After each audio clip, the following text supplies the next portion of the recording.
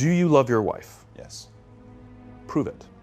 Like, what's the metric? Give me the number that helps me know, right? Because when you met her, you didn't love her.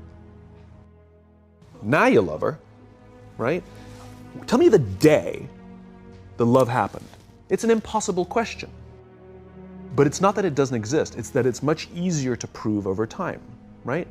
Leadership is the same thing. It's about transition. So if you were to go to the gym, it's like exercise, right? If you go to the gym and you work out and you come back and you look in the mirror, you will see nothing. And if you go to the gym the next day and you come back and you look in the mirror, you will see nothing, right? So clearly there's no results, can't be measured, it must not be effective. So we quit, right? Or if you fundamentally believe that this is the right course of action and you stick with it, like in a relationship, I bought her flowers and I wished her happy birthday, and she doesn't love me. Clearly I'll give up. That's not what happens. If you believe there's something there, you commit yourself to an act of service. You commit yourself to the regime, the exercise. You can screw it up. You can eat chocolate cake one day, you can skip a day or two. You know, it allows for that.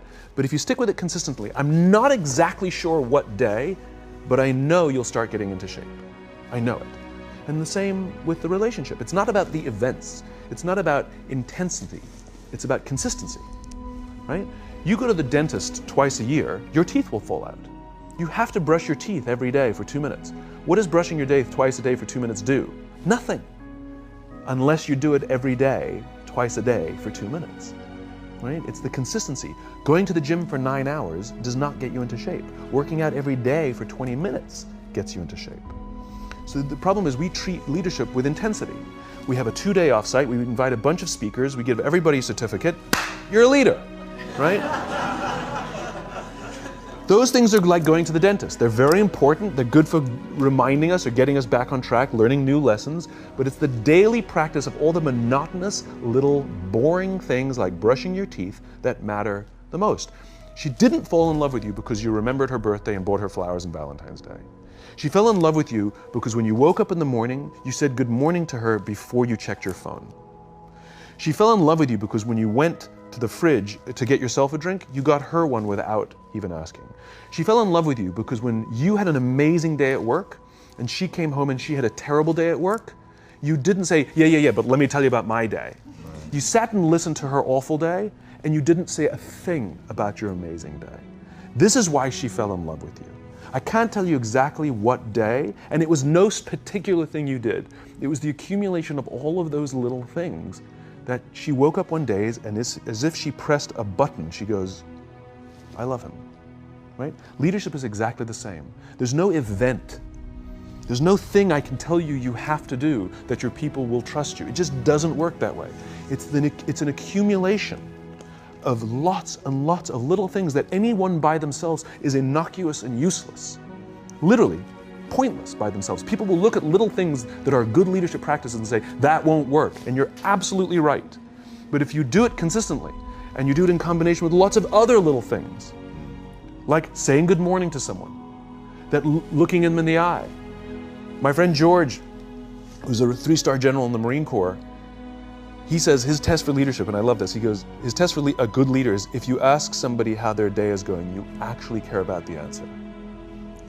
The number of times we're walking to a meeting, we're rushing, we go, how are you? Not good, I got to get to you later, I'm late for a meeting. Right. If you ask the question, you were standing there and you were listening to the answer.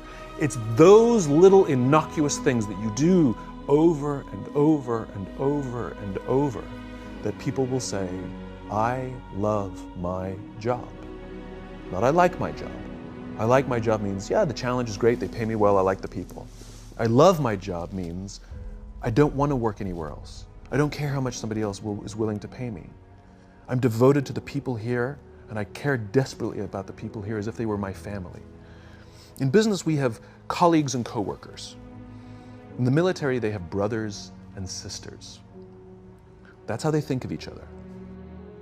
If you really have a strong corporate culture, the people will think of each other like brothers and sisters. It's like a family, right? No, brothers and sisters.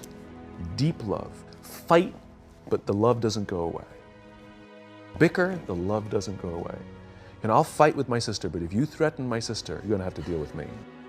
Right? We'll fight internally, we'll bicker with each other, but nobody's going to hurt each other. And if anything from the outside shows up, you're looking at a unified front. Brothers and sisters. Now, how do you create brothers and sisters out of strangers?